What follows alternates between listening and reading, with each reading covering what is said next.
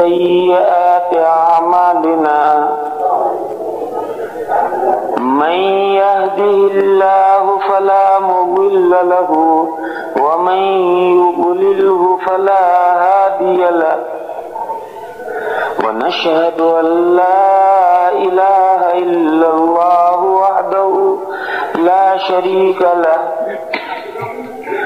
ونشهد أن سيدنا ومولانا وحبيبنا وشفيعنا محمدا عبده ورسوله أرسله إلى الناس كافة بشيرا ونذيرا وداعيا إلى الله بإذنه وسراجا منيرا صلى الله تعالى عليه وعلى آله وصحبه وبارك وسلم تسليما كثيرا كثيرا وبعد فأعوذ بالله من الشيطان الرجيم بسم الله الرحمن الرحيم يا أيها الذين آمنوا قوا أنفسكم وأهليكم نارا وقودها الناس والحجارة عليها ملائكة غلاظ شداد لا يعصون الله ما أمرهم ويفعلون ما يؤمرون صدق الله مولانا العظيم وصدق رسوله.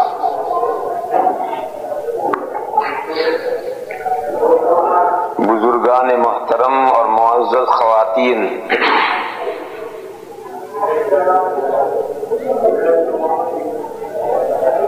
یہ قرآن کریم کی ایک آیت پاک ہے جو ہمارے امام صاحبان نے تراویح کی آخری رکعت میں پڑھی ہے۔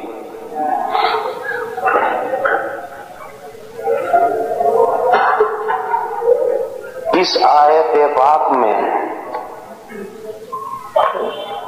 اللہ جل شانہ عم نوالہ نے یہ مضمون بیان کیا ہے کہ فیملی کے تعلق سے آدمی پر کیا رسپانسبلٹی عائد ہوتی ہے، اپنی فیملی کے تعلق سے آدمی پر کیا ذمہ داری عائد ہوتی ہے، یہ مضمون اس آیت پاک میں بیان کیا گیا ہے۔ اور میں یہ خیال کرتا ہوں کہ ہمارے لیے ہمیشہ ہی اور ہر جگہ ہی یہ مضمون بہت اہم مضمون ہے، اور خاص طور پر اس ملک میں اس کی اہمیت بڑھ جاتی ہے۔ اس لیے میرے خیال میں یہ مناسب ہوگا کہ میں آپ حضرات کے سامنے آج کی مختصر سی صحبت میں اسی آیت کریمہ کے سلسلے میں کچھ گزارشات پیش کروں۔ آپ حضرات یہ بات بخوبی جانتے ہیں، مرد بھی یہ بات جانتے ہیں، خواتین بھی یہ بات جانتی ہیں، ہر پڑھے لکھے مسلمان مرد اور عورت سے یہ بات مخفی نہیں ہے، پوشیدہ نہیں ہے کہ اسلام ایک ایسا کامل و مکمل دین ہے جو زندگی کے ہر شعبے میں اپنا ایک مکمل دستور حیات رکھتا ہے۔ اسلام ایک ایسا کامل و مکمل دین ہے جو زندگی کے ہر شعبے میں اپنا مکمل دستور حیات رکھتا ہے، اس میں کہیں کوئی تشنگی نہیں ہے۔ عبادات ہی کے مجموعے کا نام اسلام نہیں ہے، عبادات ہی کے مجموعے کا نام اسلام نہیں ہے، اسلام ایک مکمل دستور حیات ہے اور زندگی کے ہر شعبے سے بحث کرتا ہے اور ہر لائن میں اس کے پاس مکمل دستور حیات ہے۔ عبادات کے بارے میں تو آپ جانتے ہی ہیں کہ عبادات کے سلسلے میں اسلام کے پاس مکمل نظام ہے، لیکن عبادات کے علاوہ اخلاق کے سلسلے میں جتنا کامل و مکمل نظام اسلام کے پاس ہے، اتنا کسی ازم میں اتنا کامیاب نظام نہیں ہے۔ حضور اکرم صلی اللہ تعالی علیہ وسلم کا یہ ارشاد ہے کہ بعثت لأتمم مکارم الاخلاق، میں اسی لیے بھیجا گیا ہوں کہ تمام اعلی اخلاق، عمدہ اخلاق اپنی امت کو مکمل سکھلا دوں اور خود عمل کر کے ان کے سامنے آئیڈیل پیش کروں، نمونہ پیش کروں اور عملی نمونہ پیش کر کے اپنے عمل کو، اپنی امت کو مکمل اخلاق کی تعلیم دے دوں۔ چنانچہ حضور اکرم صلی اللہ تعالی علیہ وسلم نے جو اخلاقیات کی تعلیم دی تو قرآن کریم نے ایک موقع پر ضمناً یہ آیت کریمہ آئی ہے وَإِنَّكَ لَعَلَىٰ خُلُقٍ عَظِيمٍ۔ اللہ تعالیٰ ارشاد فرماتے ہیں کہ بے شک آپ اخلاق کے ہائی لیول پر ہیں، نہایت اونچے مرتبے پر ہیں۔ اللہ ارشاد فرما رہے ہیں، کوئی دوسرا نہیں کہہ رہا ہے، اللہ کا ارشاد ہے۔ اللہ اپنے حبیب کے بارے میں، اپنے رسول کے بارے میں ارشاد فرما رہے ہیں کہ آپ بے شک آپ اخلاق کے اعلیٰ معیار پر ہیں، بہت اونچے لیول پر ہیں۔ تو اخلاق کی تعلیم بھی حضور اکرم صلی اللہ تعالی علیہ وسلم نے کامل و مکمل اپنی امت کو دی اور تمام اچھے اخلاق پوری تفصیل کے ساتھ امت کو بتلا دیے۔ معاملات کا شعبہ لیجئے، معاملات یعنی بزنسز، ایک دوسرے کے ساتھ برتاؤ، دنیا میں جو معاملات بزنسز ہیں، معاملات کا شعبہ لیجئے تو صرف اسلام ہی ایک ایسا مذہب ہے جس کے پاس معاملات کے سلسلے میں گائیڈنس ہے۔ آج دنیا میں کسی مذہب کے پاس معاملات کے سلسلے میں کوئی ہدایت نہیں، ٹوٹی پھوٹی ہدایت بھی ان کے پاس نہیں۔ کیوں؟ وہ جو صحیح مذاہب تھے وہ بھی بگڑ گئے، ان میں بھی تحریف ہو گئی، ان کی اصلی شکلیں باقی نہیں رہی، تو اس لیے بہت سا حصہ ان کا ضائع ہو گیا۔ اور معاملات کے سلسلے میں پچھلے مذاہب میں صحیح ہدایات تھی، لیکن آہستہ آہستہ وہ مندرس ہو گئی اور مٹ گئی اور ان مذاہب میں وہ تعلیمات نہیں رہی۔ اور اسلام چونکہ مکمل آج بھی محفوظ ہے، اس لیے اسلام میں معاملات کے سلسلے کی تمام ہدایات ہے۔ اور کتنی زیادہ ہے ہمارے یہاں دارالعلوم میں، یعنی جو بڑے مدارس ہوتے ہیں، ان بڑے مدارس میں ایک کتاب پڑھائی جاتی ہے، اس کا نام ہے ہدایہ، وہ 4 والیوم میں ہے۔ ان 4 والیوم میں سے شروع کے 2 والیوم جو ہیں اس میں عبادات کے مسائل ہیں، پیور عبادات، اور وہ مسائل جو عبادت اور معاملے سے مرکب ہیں، جڑے ہوئے ہیں، دونوں پہلو اس میں ہیں، وہ بھی اس میں ہے۔ 2 والیوم میں یہ سارے ہیں، اور پچھلے مکمل 2 والیوم میں سارے معاملات کے مسائل ہیں۔ اور وہ جو پہلے 2 والیوم ہیں وہ چھوٹے ہیں، اور وہ جو آخری والیوم ہے وہ پہلے سے ڈیوڑے ہیں۔ اور وہ پچھلی ہدایہ آخرین جس کو کہتے ہیں، یعنی ہدایہ کے پچھلے 2 والیوم، وہ مکمل 2 والیوم اسلام کے معاملات کے احکام سے بحث کرتے ہیں کہ شریعت نے معاملات کے بارے میں کیا ہدایات دی ہیں، کہ اگر ٹریڈ یعنی تجارت کریں تو تجارت کی کتنی قسمیں ہیں، اس کے کیا کیا صورتیں ہیں، کون سی جائز ہے، کون سی ناجائز ہے۔ کفالت یعنی کسی کی ضمانت لے تو ضمانت کے لیے کیا کیا شکلیں ہیں، کیا کیا صورتیں ہیں. حوالہ، اگر کسی کی رقم حوالہ کرے تو کیا صورت ہے. مضاربت یعنی کسی کو پیسہ دے ٹریڈ کے لیے، تجارت کے لیے، اور نفع کے آدھا آدھا نفع ہو تو اس کی کیا کیا شکلیں ہیں. شرکت پارٹنرشپ کی کیا شکلیں ہیں. کہ اجارہ یعنی کسی کو رینٹل معاملات ہو تو اس کے کیا، یہ ایسے تمام مورگیج کے مسائل اور یہ سب مسائل ہیں. مورگیج یعنی رہن گروی، مورگیج اور گروی کے لیے تو 100 صفحے ہیں ہماری ہدایات قرآن میں.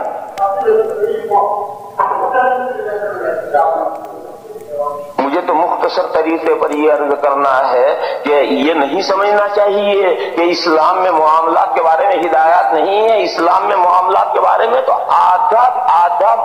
آدھی فقہ معاملات ہی سے متعلق ہے، اور دوسری آدھی وہ عبادات سے متعلق ہے، اور ان معاملات سے متعلق ہے جن میں عبادت کا پہلو بھی ہے اور معاملے کا پہلو بھی ہے. جیسے نکاح میں دونوں پہلو ہیں. نکاح میں عبادت کا پہلو بھی ہے اور نکاح میں معاملے کا پہلو بھی. تو یہ دونوں قسم کے معاملات مل کر 2 والیوم ہیں، اور صرف معاملات پر 2 والیوم ہیں، اور وہ بڑے والیوم ہیں. معاشرتی مسائل لے لیجئے تو معاشرتی مسائل کے بارے میں جتنی اسلام نے کامل و مکمل ہدایات دی ہے، کسی کے پاس اتنی کامل و مکمل ہدایات نہیں. اللہ پاک کا ہے قرآن کریم کی وحی مکمل ہوئی تو آخر میں جو آیت پاک نازل ہوئی ہے وہ یہ آیت پاک نازل ہوئی ہے، الیوم اکملت لکم دینکم واتممت علیکم نعمتی ورضیت لکم الاسلام دینا. آج میں نے تمہارے لیے تمہارا دین کمپلیٹ کر دیا. الیوم اکملت لکم دینکم، دین ریلیجن، دین کا ترجمہ ہے ریلیجن، اور مذہب. یہاں ایک مسئلہ رک کر سمجھنا چاہیے. ایک لفظ ہے دین اور ایک لفظ ہے مذہب، دونوں میں استعمال میں فرق ہے، اور جو لوگ اس کے استعمال میں فرق نہیں کرتے ہیں وہ کہیں جا کر پریشان ہوتے.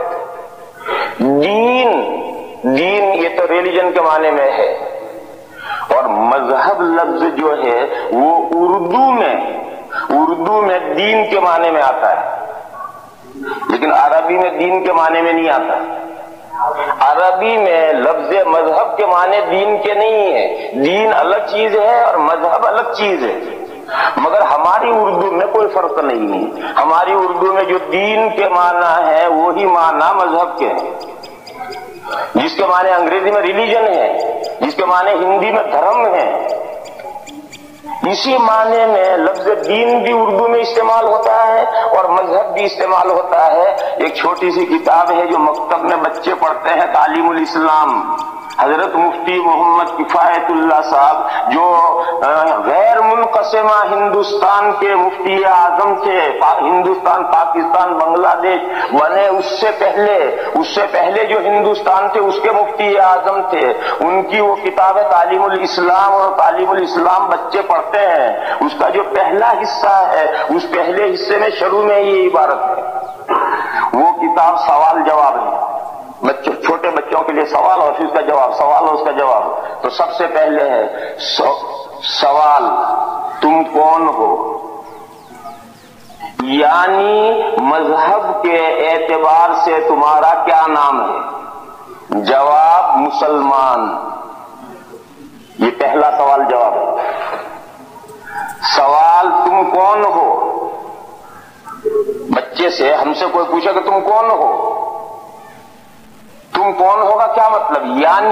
یعنی مذہب کے اعتبار سے تمہارا کیا نام ہے؟ جواب مسلمان.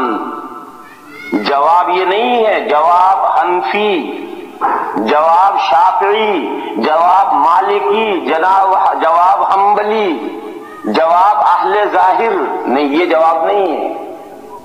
جواب ہے جواب مسلمان. یہ تعلیم الاسلام میں سوال جواب ہے کہ سوال تم کون ہو، یعنی مذہب کے لحاظ سے تمہارا کیا نام ہے؟ جواب مسلمان. معلوم ہوا کہ اردو میں جو لفظ مذہب ہے یہ لفظ مذہب اور دین دونوں ہم معنی لفظ ہے، مگر عربی میں یہ معنی نہیں ہے۔ عربی میں المذہب الاسلامی نہیں کہیں گے، الدین الاسلامی، ہاں دین الاسلامی ٹھیک ہے، یا مضاف لے کر کے کہیں گے دین الاسلام، یہ ٹھیک ہے، لیکن مذہب الاسلام یہ نہیں کہیں گے۔ ہاں یہ کہیں گے مذہب ابی حنیفہ، مذہب الشافعی، مذہب مالک، مذہب احمد بن حنبل، یہ کہیں گے امام ابو حنیفہ کا مذہب، امام شافعی کا مذہب، امام مالک کا مذہب، امام احمد کا مذہب، یہ عربی میں کہا جائے گا۔ اور مذہب الاسلام، اسلام کا مذہب، یہ عربی میں نہیں کہیں گے۔ اور عربی میں کہیں دین و ابی حنیفہ، نہیں، دین و ابی حنیفہ نہیں کہیں گے، دین و ابی حنیفہ، دین و شافعی، دین و احمد، امام ابو حنیفہ کا دین، امام شافعی کا دین نہیں، توبہ توبہ، یہ لفظ نہیں استعمال کرتے۔ دین کا لفظ آئے گا تو کہیں دین الاسلام، دین الاسلام، اس کو دین کے ساتھ اسلام کے ساتھ جوڑیں گے۔ عربی میں لفظ دین کے معنی کیا ہیں وہ تو آپ حضرات جانتے ہی ہیں، ریلیجن کے معنی میں، اور مذہب کے کیا معنی ہیں؟ مذہب جو ہے یہ عربی میں اس میں ظرف ہے ذہبا سے، ذہبا کے معنی جانا، کوئی آدمی جا رہا ہے کہ ذہب الی بیتہ، اپنے گھر گیا، تو ذہبا کے معنی جانا، گیا، ذہب الی بیتہ، اپنے گھر گیا۔ تو یہ ذہبا جو ہے اس سے مذہب ہے، مذہب کے معنی ہے جانے کی جگہ، یعنی راستہ، مذہب کے معنی ہے جانے کا راستہ۔ اس کے لیے عربی میں ایک دوسرا لفظ اس معنی میں استعمال ہوتا ہے جو عربی میں بھی استعمال ہوتا ہے اور اسی معنی میں ہماری اردو میں بھی استعمال ہوتا ہے، اور وہ لفظ ہے مسلک۔ مسلک یہ سلکہ سے ہے، سلکہ کے معنی بھی ہے چلنا، اور مسلک کے معنی چلنے کی جگہ یعنی راستہ۔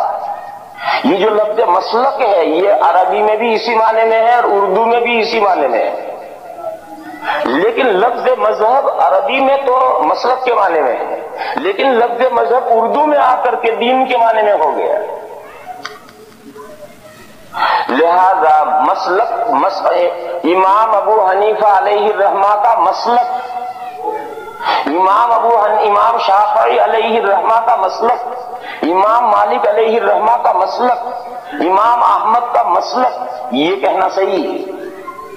مسلک کے کیا معنی ہے؟ وہی school of thought, school of thought یعنی قرآن و حدیث کو سمجھنے کے لیے کچھ پرنسپلز بنائے اور ان پرنسپلز بنا کر کے اس کی روشنی میں قرآن و حدیث کے سمجھنے کا طریقہ، اسکول آف تھاٹ، اس معنی میں مسلک لفظ ہے۔ یہ مسلک لفظ عربی میں بھی استعمال کر سکتے ہیں، اردو میں بھی استعمال کر سکتے ہیں، لیکن مذہب جو لفظ ہے وہ مذہب لفظ عربی میں تو استعمال کریں گے کیونکہ عربی میں تو مذہب اور مسلک ایک ہی معنی میں آتے ہیں، لیکن اردو میں لفظ مذہب استعمال نہیں کریں گے کیونکہ اردو میں مذہب بمانا دین آتا ہے، مذہب اسلام، اسلام کے لیے مذہب استعمال ہوتا ہے۔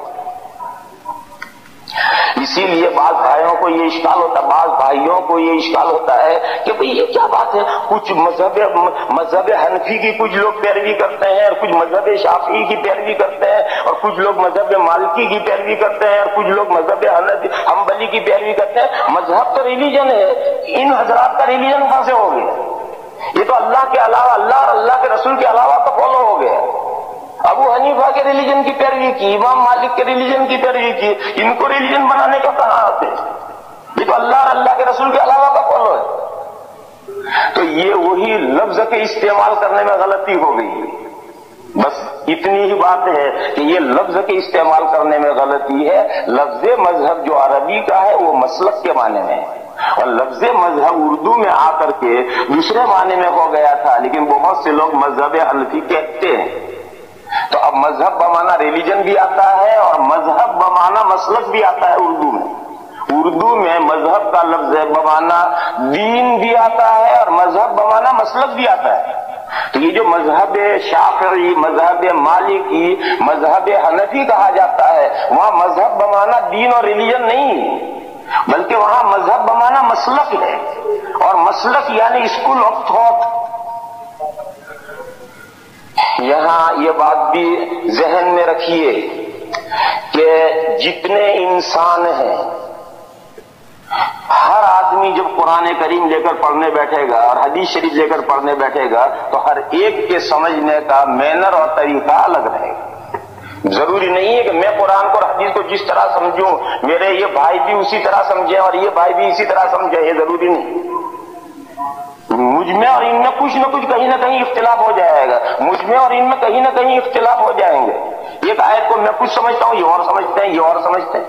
ایک حدیث کو میں اور طرح سمجھتا ہوں، یہ اور طرح سمجھتے ہیں، اور طرح سمجھتے ہیں۔ یہی وہ اسکول آف تھاٹ ہے۔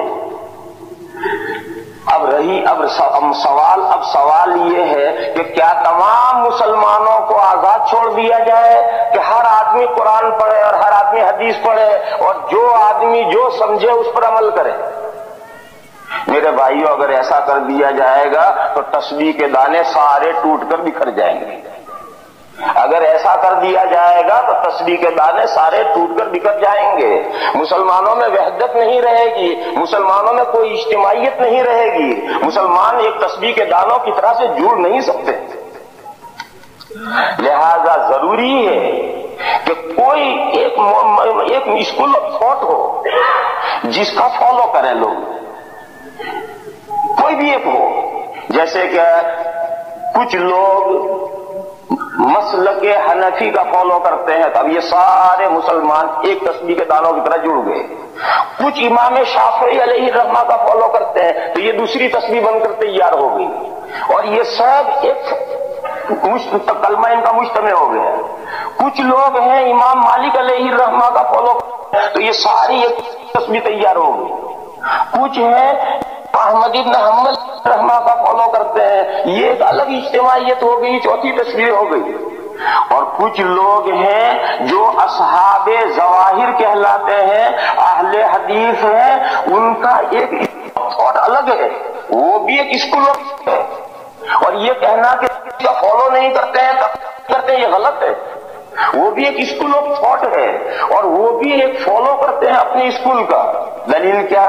دلیل یہ ہے کہ حنفی سوسائٹی میں کوئی مسئلہ پیش آئے گا تو وہ حنفی مفتی سے پوچھیں گے، مالکی سوسائٹی میں کوئی مسئلہ پیش آئے گا تو مالکی مفتی سے پوچھیں گے، شافعی سوسائٹی میں کوئی مسئلہ پیش آئے گا تو وہ شافعی مفتی سے پوچھیں گے، اور یہ جو اصحاب ظواہر اہل حدیث ان کے درمیان میں کوئی مسئلہ پیش آئے گا تو کسی حنفی مفتی سے نہیں پوچھیں گے، وہ کسی شافعی مفتی سے نہیں پوچھیں گے، وہ کسی مالکی مفتی سے نہیں پوچھیں گے، وہ اصحاب ظواہر میں جو بڑا عالم اور مفتی ہے چاہے وہ دنیا کے کسی کنارے ہو اسی سے پوچھیں گے۔ معلوم ہوا کہ وہ بھی ایک اسکول آف تھاٹ کی پیروی کرتے ہیں۔ وہ ایسا نہیں ہے تو ان میں ہر آدمی قرآن لے کر بیٹھ گیا اور ہر آدمی حدیث لے کر بیٹھ گیا اور جس کی جو سمجھ میں آ گیا وہ عمل کرنا شروع کر دیا، ایسا نہیں۔ اور یہ جو لوگ ان کو کہتے ہیں کہ غیر مقلدین، وہ غیر مقلدین نہیں ہے، وہ ہم سے زیادہ مقلدین ہیں۔ تو یہ سب مقلدین ہیں، یہ بھی حنفی ہیں، یہ شافعی ہیں، یہ حنبلی ہیں، یہ مالکی ہیں، یہ اصحاب ظواہر ہیں۔ گویا یہ 5 تسبیحیں ہوگی اور یہ 5 نہیں، ایک چھٹی بھی ہے۔ فقہ جعفری کا فالو کرنے والے بھی دنیا میں ہیں، فقہ جعفری کا فالو کرنے والے بھی ہیں، یہ ایک چھٹی اجتماعیت ہے۔ اسی طرح سے اور آگے بڑھتے جائیے۔ یہاں جب پہنچتے ہیں تو ایک بھائی ایک سوال کرتے ہیں کہ کیا مول صاحب ایسا نہیں کرتے، یہ جو 5 تسبیحیں تم نے بنائی، الگ الگ بنائی، یہ سب ملا کر کے 500 دانے کی ایک تسبیح بنا ڈالو تو کتنا اچھا ہو۔ یہ سوال ہے کہ یہ 5 تسبیح الگ الگ کیوں بنائی ہے؟ جب یہ اسکول آف تھاٹ کا فالو کرنا ہے مسلمانوں کے کلمے کو مجتمع کرنے کے لیے، اور اس لیے کہ مسلمانوں میں تتر پتر نہ ہو جائے، تسبیح کا دانہ ٹوٹ گیا اور ہر دانہ ایک دوسرے سے بکھرا پڑا ہے اور سب آپس میں بحثیں اور مناظرے اور گتھم گتھا روز مذہبی لڑائیاں، یہ نہ ہو، مسلمانوں میں اجتماعیت رہے۔ اس لیے جب یہ صورتحال ہے تو یہ 5 تسبیحوں کی کیا ضرورت ہے؟ یہ 5 تسبیحوں کے دھاگے توڑ ڈالو اور 500 دانے کی ایک تسبیح بنا ڈالو۔ اس کا جواب یہ ہے کہ بھیا ہمارا تو بہت جی چاہے ایسا امت کر ڈالے، ہم تو اللہ سے بتیری دعا کریں خدایا ایسا کر دے، مگر 1400 سال میں تو ہوا نہیں۔ اور یہ جو پچھلے 1400 گئے وہ آگے جو آ رہے ہیں سینچریاں آ رہی ہیں اس سے بہتر گئی. جو پیچھے سینچریاں گئی وہ آنے والی سینچریوں سے بہتر گئی. ان بہتر سینچریوں میں تو نہیں ہوا تو آگے کیا امید باندھو گے؟ اس لیے اگر اللہ ایسا کر دے تو یہ تو بہت بڑا معاملہ ہو جائے. ہم تو 100 سال کا سجدہ کریں شکر کا، ایسا شکر کا سجدہ کریں کہ 100 سال میں سر اٹھائے، مگر یہ تو ہمارے بس میں تو ہے نہیں، تو اللہ کے بس میں کہ 5 تسبیحیں توڑ کر کے ایک تسبیح پوری بنا ڈالنا اور پوری امت کا کلمہ متحد کر دینا، یہ تو ہمارے بس میں نہیں ہے، یہ تو اللہ کے بس میں ہے، یہ کسی کے بس میں نہیں ہے. اور حضور اکرم صلی اللہ تعالی علیہ وسلم نے جو پیشین گوئی فرمائی ہے 73 فرقوں والی، اس پیشین گوئی سے تو یہ سمجھ میں آتا ہے کہ اللہ ایسا کرنے والے ہیں نہیں. لہذا میرے بھائیوں بہتر یہ ہے کہ جو 4 تسبیحیں ہیں وہ 4 تسبیحیں رکھو، اسے توڑ کر زیادہ اسے مت بکھیرو. یہ جو 4 تسبیحیں ہیں ان کو 4 رہنے دو، اسے توڑ کر زیادہ مت بکھیرو. بعض ہمارے بھائی جو ہیں اس کی وہ اس فکر میں ہے کہ یہ تسبیحیں توڑ کر ایک تسبیح بناؤ، لیکن میرے بھائیوں ان لوگوں کی محنتیں کامیاب نہیں ہونی، وہ سکسیس نہیں ہونے. اور میں اس کی دلیلیں 2 بتلائی کہ پیچھے جو 14 سینچری گئی ہے وہ خیر ہے، آگے جو سینچری آ رہی ہے وہ اس سے بہتر نہیں آ رہی. اور جب یہ خیر القرون میں ایسا نہیں کر سکا کوئی تو آگے کیا امید باندھو گے؟ دوسرے حضور نے 73 فرقوں والی جو حدیث شریف سنائی ہے اس حدیث شریف کا حاصل تھے کہ امت میں فرقہ بندی رہے گی، اس فرقہ بندی کو توڑا نہیں جا سکتا، ختم نہیں کیا جا سکتا. تو خیر بات آگے بڑھ گئی، دوسری طرف نکل گئی. میں تو درمیان میں رک کر آپ کو صرف ایک لفظ سمجھا رہا تھا کہ لفظ مذہب اردو میں آ کر کے 2 ڈفرنس معنی میں ہو گیا ہے. ریلیجن کے معنی میں، دین کے معنی میں بھی ہو گیا اور مسلک کے معنی میں بھی ہو گیا ہے. اور جو بھائی یہ حقیقت نہیں جانتے وہ کنفیوز ہو جاتے ہیں اور پریشان ہو جاتے ہیں کہ بھئی یہ کیسا مسلک مذہب حنفی اور کیسا مذہب شافعی. تو ان کو سمجھنا چاہیے کہ یہ مذہب مسلک کے معنی میں ہے، اور جو لفظ مذہب دین کے معنی میں ہے وہ دین کے معنی میں وہ مذہب حنفی نہیں ہو سکتا، وہ مذہب شافعی نہیں ہو سکتا، وہ تو مذہب اسلام ہے. اور میں طالب الاسلام کی عبارت پڑھائی کہ تم کون ہو، یعنی مذہب کے لحاظ سے تمہارا کیا نام ہے؟ جواب مسلمان. تو اللہ تعالی جل شانہ عما نوالہ یہ فرماتے ہیں کہ الیوم اکملت لکم دینکم، آج میں نے تمہارا دین یعنی مذہب، یہ وہی لفظ مذہب، آج میں نے تمہارا دین یعنی تمہارا مذہب کمپلیٹ کر دیا، اس میں کوئی کمی تشنگی باقی نہیں رہنے دی. جتنی مذہب کی ضروریات تھی وہ ساری قرآن و حدیث میں اللہ تعالی نے بیان کر دی. وَأَتْمَمْتُ عَلَيْكُمْ نِعْمَتِي، اور کامل کر دی میں نے تم پر تو میری نعمتیں، کامل کر دی تم پر میری نعمتیں. یہ کوئی نیا مضمون نہیں ہے، وہ پہلا ہی مضمون ہے. اور پہلے مضمون میں جو ارشاد فرمایا ہے اسی کو دوسرے اعتبار سے کہا کہ یہ جو دین اسلام تمہیں کامل و مکمل دیا گیا ہے، یہ دین اسلام جو تمہیں کامل و مکمل دیا گیا ہے یہ اللہ کی بہت بڑی نعمت ہے، یہ اللہ کی بہت بڑی نعمت ہے. اور آج اللہ نے یہ نعمت کمپلیٹلی تمہیں دے دی. وَأَتْمَمْتُ عَلَيْكُمْ نِعْمَتِي، میں نے تم پر اپنی نعمت کمپلیٹ کر دی. یہ جو اللہ نے دین بھیجا ہے یہ اللہ کی بہت بڑی نعمت ہے. قرآن کریم میں دوسری جگہ پر اللہ کا ارشاد ہے لَقَدْ مَنَّ اللَّهُ عَلَى الْمُؤْمِنِينَ إِذْ بَعَثَ فِيهِمْ رَسُولًا مِّنْ أَنفُسِهِمْ يَتْلُو عَلَيْهِمْ آيَاتِهِ وَيُزَكِّيهِمْ وَيُعَلِّمُهُمُ الْكِتَابَ وَالْحِكْمَةَ وَإِن كَانُوا مِن قَبْلُ لَفِي ضَلَالٍ مُّبِينٍ. اس آیت کریمہ میں اللہ نے ارشاد فرمایا ہے کہ ہم نے جو رسول بھیجا ہے یہ اللہ کا مومنین پر بہت بڑا انعام ہے. یہ اللہ کا مومنین پر بہت بڑا انعام ہے. اللہ یہ مومنین کو اللہ نے بہت بڑی نعمت دی ہے کہ ان کی طرف رسول اللہ نے بھیج دیا ہے. یہ جو رسول آئے ہیں یہ نعمت صرف مومنین کے لیے نہیں ہے، یہ سارے جہانوں کے لیے رحمت ہے۔ نبی اور رسول جو آتے ہیں وہ صرف مومنین کے لیے نعمت نہیں ہے، وہ تو سارے جہانوں کے لیے رحمت بن کر کے آتے ہیں، مگر اس نعمت سے فائدہ ہی نہیں اٹھاتا ہے، اس نعمت کو ایکسپٹ ہی نہیں کرتا ہے۔ اس نعمت سے فائدہ مومن اٹھاتا ہے، اس لیے مومن کی تخصیص کی کہ اللہ نے مومنین پر نعمت فرمائی، مومنین پر احسان فرمایا، مومنین پر انعام فرمایا۔ یہ ایسا ہی ہے جیسا قرآن کریم کے شروع میں فرمایا گیا کہ الف لام میم ذالک الکتاب لا ریب فیہ ھدی للمتقین، یہ قرآن متقی اور پرہیزگاروں کے لیے گائیڈنس ہے۔ حالانکہ قرآن سارے انسانوں کے لیے گائیڈنس ہے، مگر سارے انسانوں کے لیے گائیڈنس ہے، مگر بہت سے انسان جو کافر انسان ہیں وہ تو قرآن کو کھول کر اس میں سے ہدایت لیتا ہی نہیں۔ اس سے فائدہ کون اٹھاتا ہے؟ مومن اٹھاتا ہے، متقی اٹھاتا ہے، پرہیزگار اٹھاتا ہے، مومن بھی نہیں اٹھاتا۔ بھائیو غور کرو، ہم سب مومنین ہیں، ہم میں سے کمپلیٹلی قرآن سے فائدہ اٹھانے والا صرف پرہیزگار ہے، سچا پکا مومن ہے، عمل صالح اور ایمان زکات پوری پابندی سے دیتا ہے مگر نماز نہیں پڑھتا۔ کوئی نماز روزہ زکات سب کرتا ہے مگر اللہ نے پیسے دیے حج کو نہیں جاتا۔ کوئی قرض لے کر کے حج کو جاتا ہے، قرض لے کر حج کر کے آتا ہے اور نماز نہیں پڑھتا۔ یہ سب ہم مسلمانوں کے احوال ہیں، تو پارشیلی فائدہ اٹھانے والے تو سبھی مسلمان ہیں، لیکن کمپلیٹلی قرآن کی گائیڈنس سے فائدہ اٹھانے والے ہو تو متقی ہیں صرف۔ اس لیے فرمایا ھدی للمتقین، قرآن کریم رہنما پرہیزگاروں کے لیے۔ حقیقت قرآن کریم کتاب ہدایت ہے تمام انسانوں کے لیے۔ خود قرآن کریم میں دوسری جگہ پر یہ مضمون آیا ہے جہاں اللہ تعالیٰ نے یہ ارشاد فرمایا ہے شہر رمضان الذی انزل فیہ القرآن ھدی للناس وبینات من الھدی والفرقان۔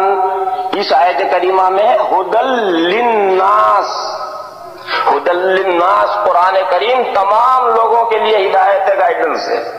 تو قرآن کریم حقیقت میں تو تمام انسانوں کے لیے ہدایت بنا کر اتارا گیا ہے، مگر چونکہ اس سے فائدہ اٹھانے والے مومنین ہی ہیں، اور مومنین بھی کمپلیٹلی فائدہ اٹھانے والے نہیں ہیں، متقی اور پرہیزگار لوگ جو ہے وہی قرآن کریم سے کمپلیٹلی فائدہ اٹھاتے ہیں۔ اس لیے قرآن کے شروع میں کہا گیا ھدی للمتقین۔ تو اسی طریقے پر اللہ کی جو یہ نعمت ہے، دین اور رسول جو اللہ نے بھیجے ہیں، اس نعمت سے فائدہ اٹھانے والے بھی مومنین ہیں۔ کافر انسان تو اس نعمت سے فائدہ اٹھاتا ہی نہیں، اس لیے اللہ نے فرمایا لقد من اللہ علی المؤمنین، اللہ نے مومنین پر انعام فرمایا، احسان فرمایا، کرم فرمایا کہ ان کے اندر انہی میں سے ایک رسول بھیجے۔ تو یہ جو نبیوں کا آنا، نبیوں کے ذریعے وحی کا آنا، نبیوں کے ذریعے اللہ کی کتابوں کا نازل ہونا، یہی اللہ کی نعمت ہے، اسی کا نام دین اسلام ہے۔ تو اللہ نے فرمایا کہ اتممت علیکم نعمتی ورضیت لکم الاسلام دینا، یہی مضمون پھر بتایا اور یہ فرمایا کہ پسند کر لیا میں نے تمہارے لیے اسلام کو دین ہونے کے اعتبار سے، یعنی آخرت میں نجات صرف اسلام کا فالو کرنے والوں کی نجات ہوگی، کسی اور کی نجات آخرت میں نہیں ہوگی۔ کیونکہ مذہب ہونے کے اعتبار سے اللہ تعالیٰ نے دین اسلام کو پسند کر لیا ہے۔ دین اسلام کے علاوہ دنیا میں جتنے ریلیجن ہیں، جتنے مذاہب ہیں، وہ سب غیر پسندیدہ ہیں، ان کے فالو کرنے والے آخرت میں کامیاب نہیں۔